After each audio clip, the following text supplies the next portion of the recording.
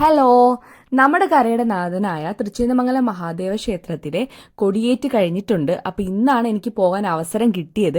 അപ്പോൾ അവിടെ പോകുമ്പോൾ അവിടുത്തെ കാഴ്ചകളും പിന്നെ അവിടുത്തെ വിശേഷങ്ങളും ഒക്കെ നിങ്ങളെയും കൂടെ ഒന്ന് കാണിക്കാമെന്ന് കരുതി. കൊടിയേറ്റ് കഴിഞ്ഞ് പിന്നീടുള്ള 10 ദിവസവും അവിടെ ഉത്സവമാണ്. ഈ ദിവസങ്ങളിലെല്ലാം അവിടെ വൈകിട്ട് ഓരോ പ്രോഗ്രാമും അതുപോലെ തന്നെ ഉച്ചയ്ക്ക് അന്നദാനവും ഉണ്ട്. 10ാം ദിവസത്തിൻ്റെ അന്നാണ് ശരിക്കുള്ള ഉത്സവം. അന്ന് നമുക്ക് കെട്ടുകാഴ്ചകളും ഒക്കെ ഉണ്ടാവും. ക്ഷേത്രത്തിന് 10 കരകളാണ് ഉള്ളത്. അതിൽ മേലൂട് കരയാണ് നമ്മുടേത്. ഓരോ കരയ്ക്കും അവരുടേതായിട്ടുള്ള ഓരോ കെട്ടുരുപ്പടികൾ ഉണ്ടാവും.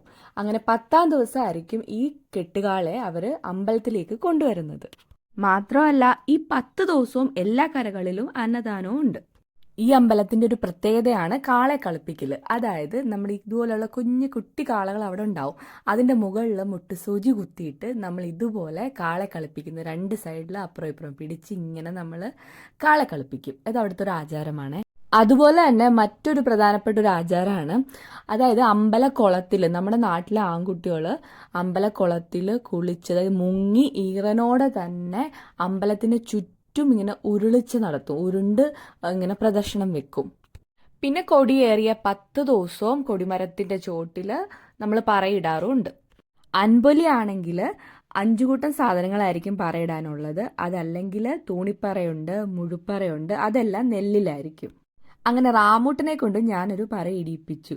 അവൻ ഒരു പ്രാവശ്യം ഇട്ടിട്ടുണ്ടായിരുന്നു വീട്ടിൽ വന്നപ്പോൾ. ഇത് അല്ലാണ്ട് അമ്പലത്തിൽ വെച്ചിട്ട് ഇത് ആദ്യമായിട്ടാണ് അവൻ പറയിടുന്നത്. അവൻ ഏറ്റവും കൂടുതൽ ഇഷ്ടമായത് അവിടുത്തെ കുട്ടി കാളകളാണ്. അവൻ ഒന്നിനെ എങ്ങനെയെങ്കിലും എടുത്തുകൊണ്ട് വരണമെന്ന് ആഗ്രഹം ഉണ്ടായിരുന്നു, പക്ഷെ നടന്നില്ല. അപ്പോൾ ഇനി അടുത്തത് ഉത്സവ വിശേഷങ്ങളാണ്. അത് ഞാൻ ഉത്സവത്തിൻ്റെ അന്ന് കാണിച്ചു തരാം. അപ്പോൾ ബായ്.